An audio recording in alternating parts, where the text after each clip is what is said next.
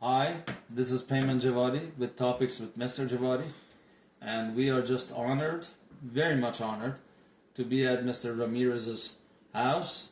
This is Jesse Ramirez, and he is a very talented person. Hi, Jesse. Thank you for having us over. So, lots of talent. Lots of talent. We're going to get into it in a little bit. And so, let me just start by saying that this is a local musician, essentially.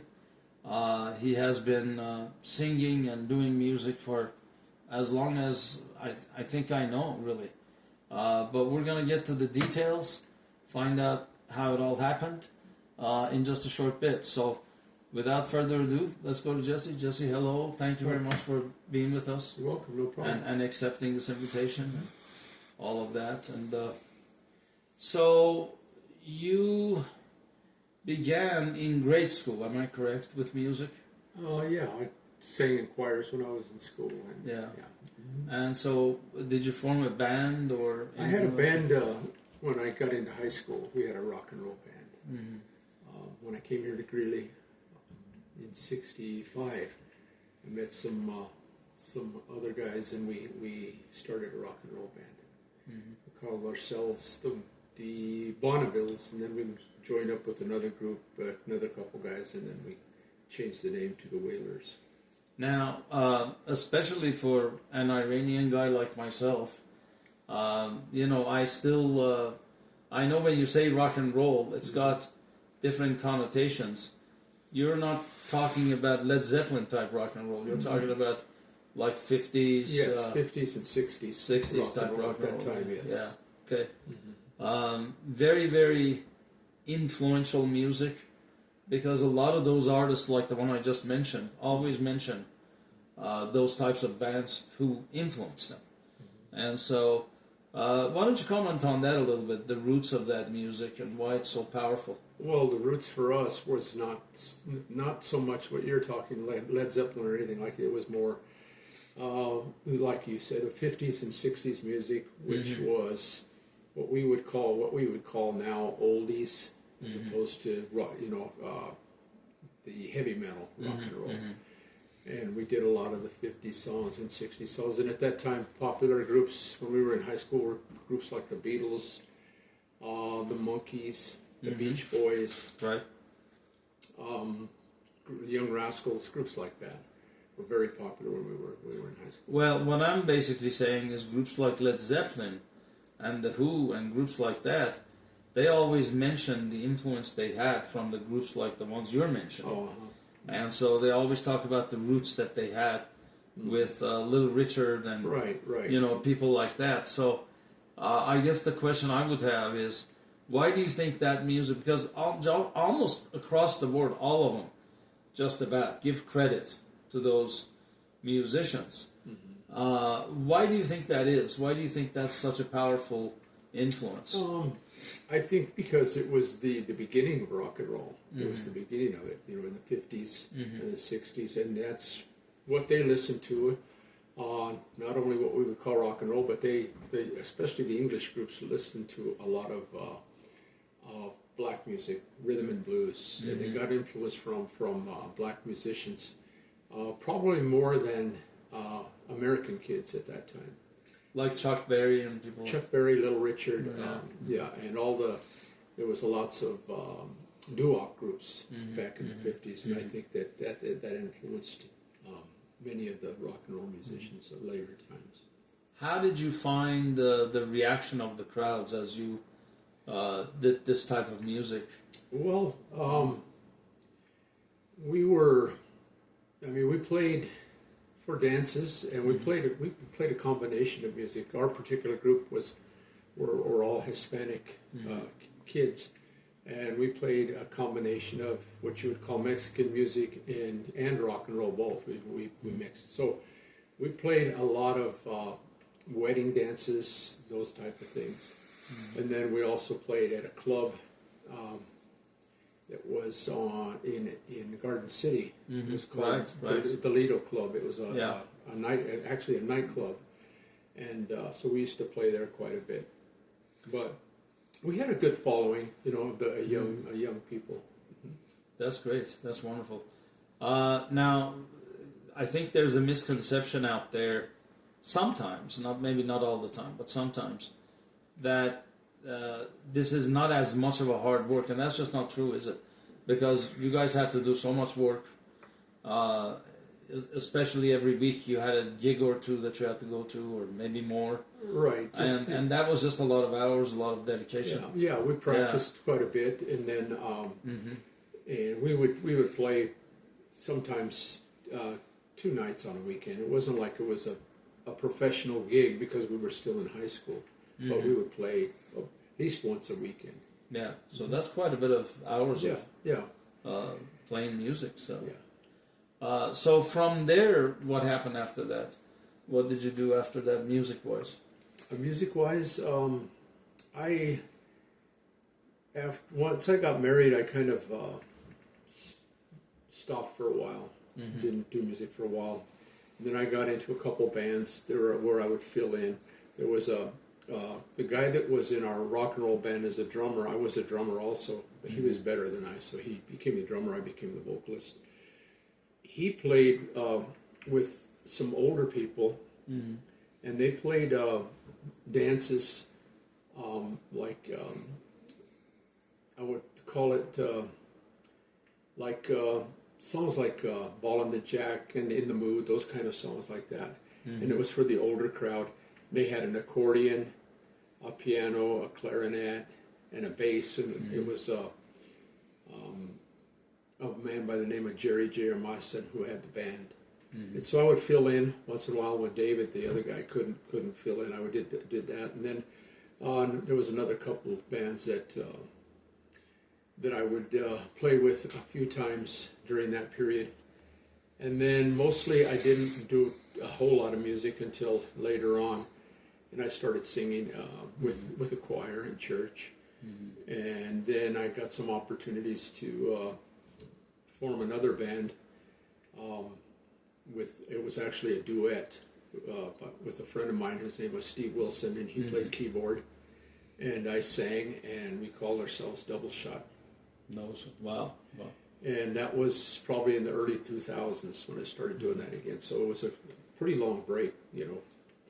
But sounds like you had a very good mix of variety and, you know, of different types of music that you learned. And you had quite a range. Steve and I, with Double Shot, we started off doing what was really popular at that time was country music. So we were playing strictly country music.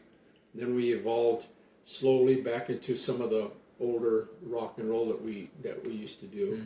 So we did a combination of the rock and roll and the country music. And then after that, Steve, I kind of left Steve, and about a year later, I formed another band with a friend of mine by the name of Pete McDonald, and it was called Shebang. And it was Pete was the drummer, and we had 2 guitars, and we had a female vocalist, and that was a really good group. We played a lot with that group, like at Rafferty's and different bars around town. Mostly what we did was play bars.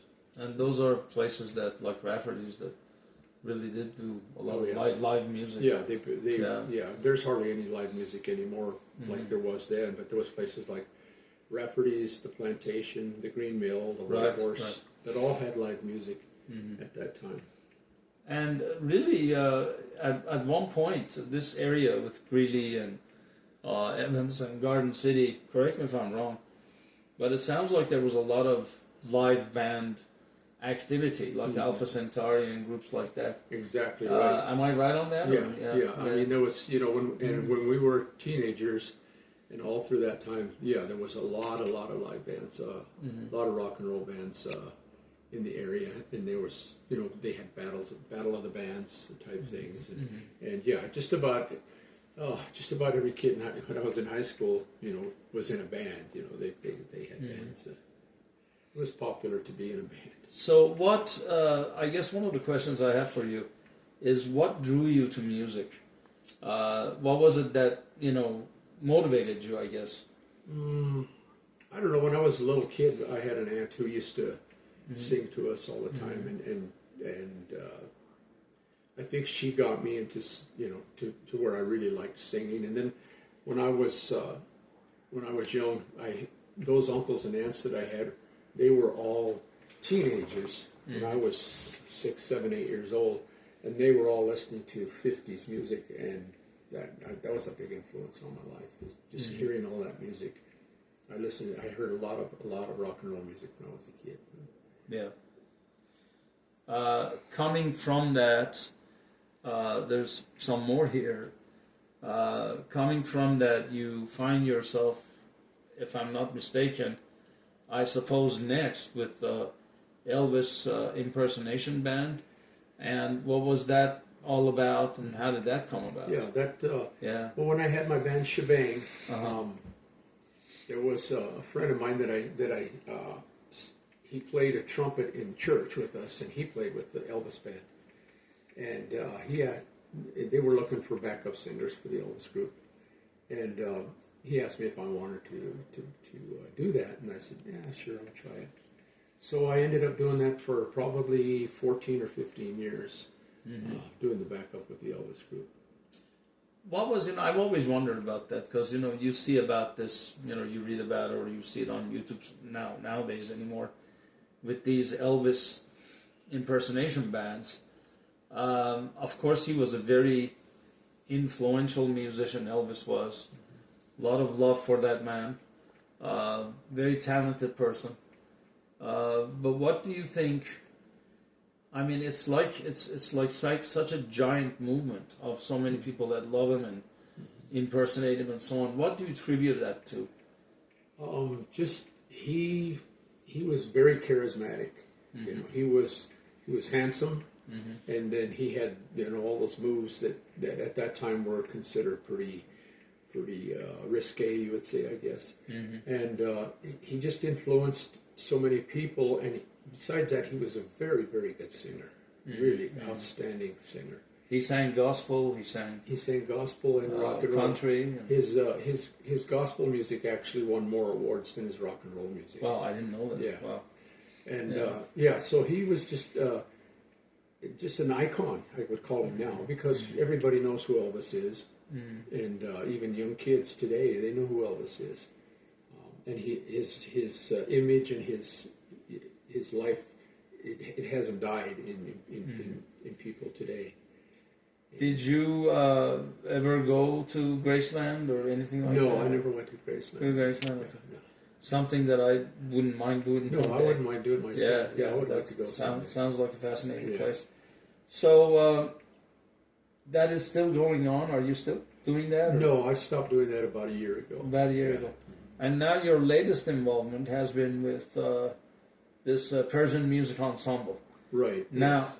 when I talked about range, like 15 minutes ago, boy, I wasn't kidding. I mean, to go from all that to Persian music, how do you find that?